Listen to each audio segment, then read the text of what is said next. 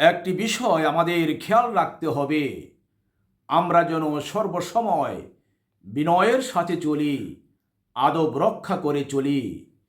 ইবাদতের ক্ষেত্রেও বিনয় না থাকলে, নম্রতা না থাকলে, আদব না থাকলে সেই ইবাদত আল্লাহ কবুল করেন না।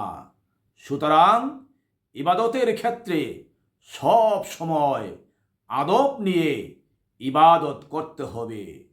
আর বিশেষ করে নবীদের শানে কখনো যেন বেয়াদবি না হয়, অলি আল্লাহর শানে কখনো যেন বেয়াদবি না হয়, বাবা মার ক্ষেত্রে কখনো যেন বেয়াদবি না হয়, মুরব্বীদের ক্ষেত্রে, বড়দের ক্ষেত্রে কখনো যেন বেয়াদবি না হয়।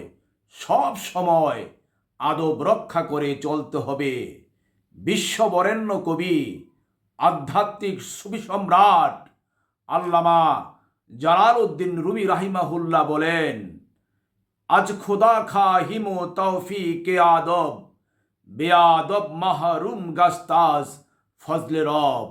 মহান আল্লাহর নিকট আদব শিক্ষার তৌফিক পাওয়ার জন্যে প্রার্থনা করছি, কারণ বেয়াদবের উপর কখনো আল্লাহর রহমত থাকে না। বেয়াদব সব সময় আল্লাহর রহমত থেকে বঞ্চিত হয়ে যায়।